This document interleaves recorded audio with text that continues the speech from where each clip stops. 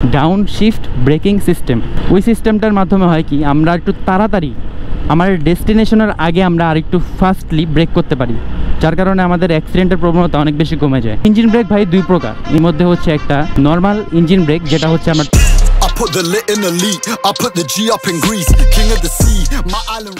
Hey everyone, this is Didarul Islam Lam and welcome to my YouTube channel DI Lam blogs.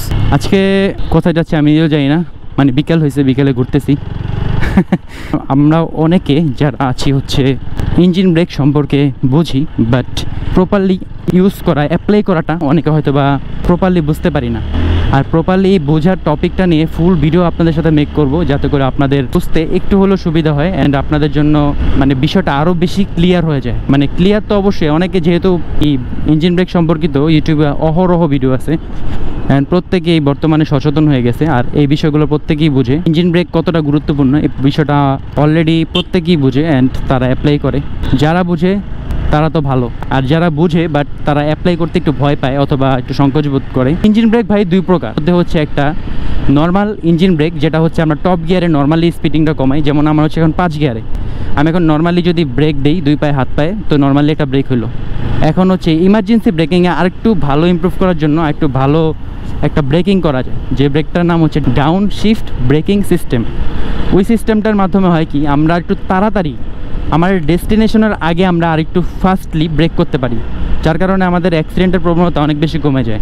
আমরা যদি engine brake ছাড়া normally hand brake এবং পায়ের break করি, তাহলে আমাদের কিন্তু বাইকটা আরও বেশি ফ্রি হয়। অ্যান্ড যখনই আমরা নর্মাল একটা ব্রেকের কথা ভাবেন, নর্মাল যখন একটা ব্রেক করা হয়, তখন ওই ব্রেকটার মানে কি, নর্মালি ক্লাচটা ধরে অ্যান্ড ক্লাচটা ধরার পরে ব্রেক দেয়, অ্যান্ড ক্লাচটা ধরার পরে ব্রেকটা দিলে সমস্যাটা কী কোথায় জানেন? বাইকটা যখন আপনি ক্লাচটা ধরেন তখন কিন্তু চাকাটা একদম ফ্রি হয়ে যায়, আর যখন চাকাটা আপনার ফ্রি হবে তখনই কিন্তু আপনার সমস্যা। তখন যদি আপনার সাপোজ চাকার নিচে একটা গুঁড়ি পাথরও থাকে, তখন আপনার বাইকটা কিন্তু আপনার হাতের থেকে সরে যাবে, অ্যান্ড এই সরা মানে হচ্ছে আপনার বাইকে কিন্তু প্রচুর একটা সমস্যার সম্মুখীন হচ্ছেন আপনি যে কোনো সময় একটা অ্যাক্সিডেন্ট করতেই পারেন। আর ইঞ্জিন ব্রেকের মধ্যে আপনার চাকাটা কেমনভাবে লক করবে, যাতে করে আপনার চাকাটা লকও না হয় আর আপনি নর্মালি একটা ব্রেক করতে পারেন। এমন করবে যে আপনার চাকা লক করবে, বাট এমনভাবেই লক করবে যাতে করে আপনার চাকাটা রানিং থাকে, মানে স্লো করে, এবং আপনার বাইকটা যে সোজা আছে এই সোজা থেকেও বাঁকাতারা হইতে দেবে না। অনেক সময় দেখেন ট্যাঙ্ক স্ল্যাপ হয় বাইক, অনেক সময় যে এমন টাইপ ট্যাঙ্ক স্ল্যাপ হয় না, এই টাইপ নড়াচড়া করে। ওই ট্যাঙ্ক স্ল্যাপের সময় যদি আপনার ইঞ্জিন ব্রেকের সঠিক ব্যবহারটা করেন, তখন কিন্তু আপনার ট্যাঙ্ক স্ল্যাপটা হবে না। কেন হবে না? কারণ পিছনের ব্রেকের সাথে পিছনে স্পকেটে চেন স্পকেটের সাথে আপনার পিছনের চাকার কিন্তু একটা সংযোগ আছে। এই সংযোগটা যখন ফ্রি হয়ে যায়, যখন আমি যে নর্মালি ফ্রি করে দিলাম, তখন বাইকটা কিন্তু আমার একদম হালকা, তখন আমি নাড়াচাড়া করতে পারবো। বাট আমি যদি ইঞ্জিন ব্রেকের নাড়াচাড়া করতে যাই, একটু কিন্তু কষ্ট হবে, বাইকটা কিন্তু সহজে নড়াচড়া করতে চাইবে না। এটা প্রপারলি একটা মানে একটা শক্ত হয়ে যাবে, মানে বাইকটা স্লো করতেছে বাট টাইনা ধরে রাখছে, মানে এটা মানে একদম থামাবেও না, ইয়াও করতেছে না, বাট আপনার গতিটা কিন্তু কমায় নিয়ে আসতেছে। তো এই হচ্ছে মূলত ইঞ্জিন ব্রেকের লাভ, যেটার মাধ্যমে হচ্ছে আপনারা ট্যাঙ্ক স্ল্যাপ এবং মানে বাইকের অনেক রকমের ক্ষতি থেকে আপনারা বাঁচতে পারবেন। আর ইমার্জেন্সি ব্রেকিং, এবার ব্রেকিং সম্পর্কে কিছু কথা বলি। ব্রেক সম্পর্কে কথা হচ্ছে, নর্মালি ব্রেক সম্পর্কে আমি যেটা বললাম যে আমি নর্মালি 50-60 আছি, আমার হচ্ছে টপ গিয়ার আছে, 5 গিয়ার আছে। আমি এখন নর্মালি যদি ব্রেক করি, তো আমি এই যে ব্রেক করলাম, নর্মাল ব্রেক হইলো।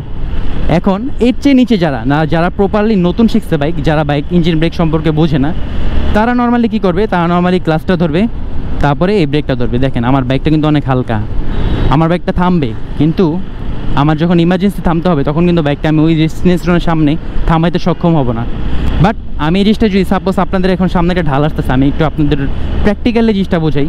এই সামনে যে ঢালটা না, এই ঢালটার দিকে তাকেন। আমি এখন এই যে এই ঢালের দিকে আমি যদি এখন কোনো ক্লাচ না ধরি, এই যে আমার কিন্তু এখন ব্রেক অটোমেটিক হচ্ছে। আমি যদি এখন একটা গিয়ার শিফট কমায় দিই, এই দেখেন বাইকের সাউন্ড বাড়বে আর আমার বাইকটা কিন্তু স্লো হচ্ছে। আমি যদি আরেকটা কমাই, সাউন্ড বাড়বে, এই যে আমারটা স্লো হচ্ছে। এই যে বিষয়টা কিন্তু ক্লিয়ার অনেকটুকু, যে আমার বাইকটা নর্মালি আমি হাত ব্রেক আর পায়ের ব্রেক ছাড়া কীভাবে স্লো করতে চাই, মেনলি বিষয়টা হচ্ছে এটাই। হাতের ব্রেক এবং পায়ের ব্রেক ছাড়া কীভাবে বাইক স্লো করতে হয়, সেই টেকনিকটার নামই হচ্ছে ইঞ্জিন ব্রেক অথবা ডাউন শিফট ব্রেকিং সিস্টেম। এই ব্রেকিং সিস্টেমের মধ্যে আমরা এই যে ধরুন সাপোজ আমি এখন উপরে উঠতেছি, এখন উপরে ওঠার সময় যদি আমি ইঞ্জিন ব্রেক দিই, তাহলে কিন্তু আমার বাইকটা স্লো হচ্ছে। নর্মালি তো স্লো হচ্ছি, বাট আমি ইঞ্জিন ব্রেক দেওয়ার কারণে আরও বেশি স্লো হচ্ছে। এখন যদি আমি হাতে পায়ে ব্রেক দিই, তাহলে দেখা যাবে যে ব্রেক প্যাডগুলো ক্ষয় হবে, অ্যান্ড ব্রেক প্যাডটা ক্ষয় হওয়াটা মেটার না, বাট আপনার সেফলি ব্রেক করাটা হচ্ছে মেটার। আপনি যদি সেফলি ব্রেক করতে চান এবং আপনি ইমার্জেন্সি যে কোনো ক্ষেত্রে আপনি বাইকটাকে থামাতে চান, তাহলে ইঞ্জিন ব্রেক ছাড়া আপনি কোনো বাইকই থামাতে সক্ষম হবেন না। যত বড় বড় হায়ার সিসি বাইক আছে ওয়ার্ল্ডের মধ্যে, যেমন হচ্ছে কাওয়াসাকি নিনজা অ্যান্ড BMW, এগুলো প্রত্যেকটা বাইক থামানোর জন্য প্রফেশনাল বাইকাররা অবশ্যই কিন্তু এই ইঞ্জিন ব্রেকটা অ্যাপ্লাই করে। এই ইঞ্জিন ব্রেক অ্যাপ্লাই করা ছাড়া তারা কখনই এত বড় একটা বাইককে থামানো কোনো দিন পসিবল হবে না তাদের পক্ষে। তাই ইঞ্জিন ব্রেকটা মানে মুখের কথা না, এটা খুব বেশি ইমার্জেন্সি একটা বিষয়।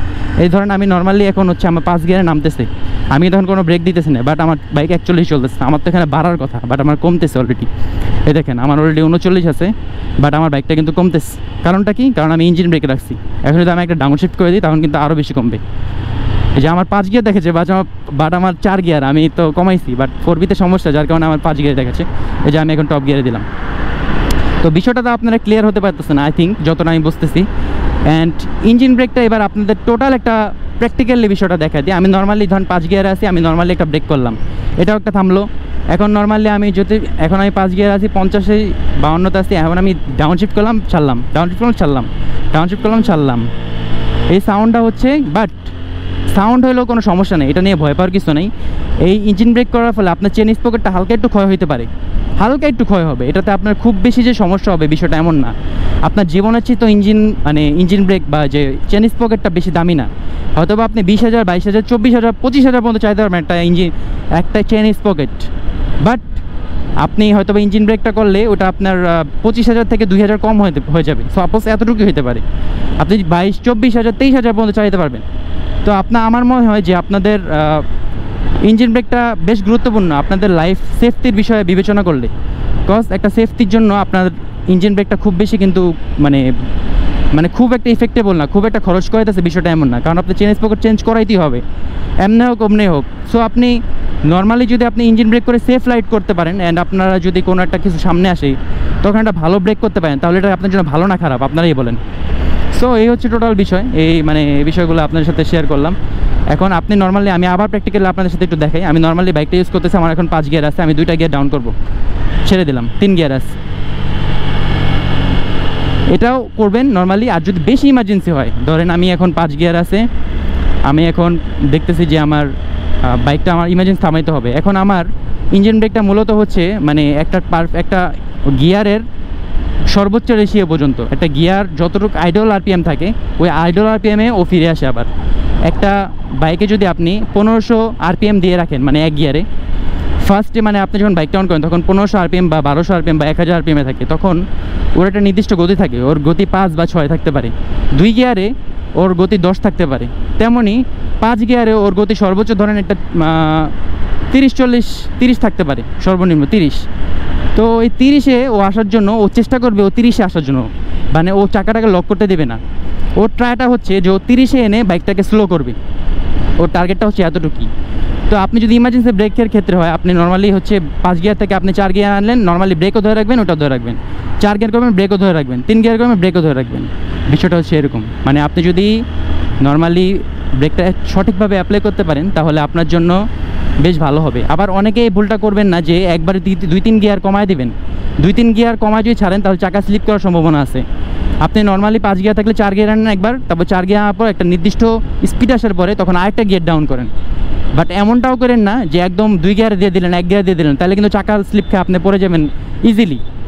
সো আশা করি বিষয়টা বুঝতে পারছেন, ইঞ্জিন ব্রেকের উপকারিতা অ্যান্ড অপকারিতা সব। আল্লাহ, বল পড়ছে রাস্তার মাঝখানে, এটা তো একটা বাইকের নিচে বললে অ্যাক্সিডেন্ট করবে। দেখছেন উল্টা যাওয়া কি রিস্কি একটা বিষয়, উনি উল্টা আসলো কেন? এই বাইকারদের কীভাবে বোঝাই, আসলে ওনাদের, আমাদের দেশে যে বাইকারগুলো আছে ওনারা আসলে প্রকৃত বাইকার যারা, তারা কখনো এইসব ভুল করবে না, তারা নিয়ম মেনে অবশ্যই চলবে। আচ্ছা, আপনারা আশা করি ইঞ্জিন ব্রেকের ফুল উপকারিতা বুঝতে পারছেন, অ্যান্ড পুরা সিস্টেমটা আপনারা বুঝতে পারছেন। এই তো মূলত ইঞ্জিন ব্রেকের তেমন কোনো আহামরি কিছু না, এমন কিছু না যে একদম ইঞ্জিনের বাইরে কিছু যা লাগাইতে হয় ইঞ্জিন ব্রেকের জন্য, ইঞ্জিনের ব্রেকের জন্য ইঞ্জিন আলাদা কিছু লাগাইতে হয়, ইঞ্জিন ব্রেক করতে হয়, এমন কিছুই না। এটা ইঞ্জিনের ভিতরে মেকানিজম করা আছে, এটা একটা নির্দিষ্ট আইডলের মধ্যেও আসার চেষ্টা করে, এতটুকুই হচ্ছে ওর ক্ষমতা। ইঞ্জিনটা ওর গতি কমায় ওর নির্দিষ্ট একটা আইডলে নিয়ে আসে, এই হচ্ছে ওর কাজ। এটা অনেকে অনেক রকমভাবে বোঝায়, তো আমি আজকে নর্মালি আপনাদের যে বুঝাইছি এই জিনিসটা এটাই, মানে এর বাইরে কিছু না। আর এটাই হচ্ছে মূলত ইঞ্জিন ব্রেকের প্রপার নিয়ম। বা সূর্যটা সেই লাগতেছে। তো এইভাবে যদি আপনারা মানে ইঞ্জিন ব্রেকের প্রপার ইউজটা আপনারা করতে পারেন, তাহলে আশা করি আপনাদের ব্রেক নিয়ে কোনো রকম ঝামেলা থাকবে না, আপনারা নর্মালি ব্রেক করতে পারবেন। আর আপনারা মানে নর্মালি ভিডিও দেখার পরে অনেকে আছেন যে মানে ডাইরেক্ট মেইন রোডে করবেন, এটাও ভুলে করবেন না। আপনারা একটা প্র্যাকটিস করবেন, একটা খালি জায়গায় প্র্যাকটিস করবেন, প্র্যাকটিস করতে করতে আপনারা এই জিনিসটা করবেন, তো তখন আপনাদের জন্য বেটার হবে। আমি নর্মালি যখনই বাইক ইউজ করি, আমি নর্মালি সবসময় ইঞ্জিন ব্রেকেই বাইক চালাই। যে আমার এখন ইঞ্জিন ব্রেক হচ্ছে, এখন যদি আমি ক্লাসটা ছাড়ি, যে আমার গাড়ি স্লো হয়ে গেছে, স্পিড বেড়ে গেছে, তো এটা ক্ষতিকর, এটা রিস্কি একটা বিষয়। এই যে আমি এখন ডাউন শিফট করলাম, ছাড়লাম। এভাবেই ব্রেক করা উচিত রেগুলার লাইফে। তো আপনাদের রেগুলার লাইফে যদি এভাবে আপনারা ব্রেক করেন, তাহলে এটা আপনাদের জন্য বেটার হবে, আপনাদের বাইক চালানোর জন্য আপনাদের জন্য বেশি বেটার হবে। বিকজ আপনাদের সেফটি আপনাদের ওপরই। বাইক সেফলি রাইড করার জন্য ইমার্জেন্সি ব্রেকের পরবর্তী আর কোনো ধাপ নাই। মানে ইমার্জেন্সি ব্রেক খুবই সেফ যদি আপনারা চেন স্পকেট থেকে নিয়ে হালকা একটু কম্প্রোমাইজ করেন, হালকা একটু, বেশি না, হালকা একটু। আর চেন স্পকেট যেহেতু আপনারা সারাজীবন ইউজ করবেন না, তো তাদের জন্য এটা বুঝতেছেনই, তো এটা গুরুত্বপূর্ণ জিনিস। আর বাইরের দেশে ইঞ্জিন ব্রেকের উপর হায়ার সিসি বাইকগুলো চলে, কারণ ওগুলোর হাত পায়ের ব্রেক দিয়ে জীবন ওই দানব বাইককে কখনোই থামানো সম্ভব না। তাই ওদেরকে বাইক চালানোর শেখানোই হয় এভাবে, যাতে করে ইঞ্জিন ব্রেকের ওরা প্রপার ইউজটা করতে পারে। অ্যান্ড এভাবেই ওরা বাইকটা চালায়, এভাবেই ওদের মানে হাতের স্কিলগুলো এত বাড়ে। আমাদের দেশেও এখন মোটামুটি অনেক বাইকার আছে যারা এভাবে রানিং অনেক বছর ধরে ইঞ্জিন ব্রেকের উপর বাইকটা চালাচ্ছে। তো তাদেরকে মানে অসংখ্য ধন্যবাদ, কারণ তাদের সেফ রাইডের জন্য মানে কোনো দুর্ঘটনার কোনো নাম হচ্ছে না।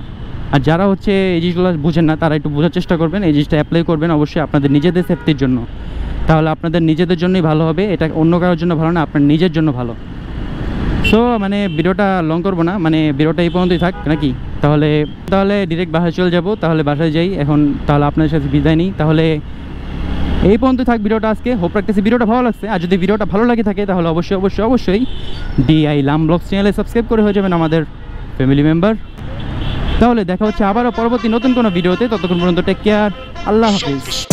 I put the lit in the lead, I put the G up in Greece, king of the sea, my island rockin'.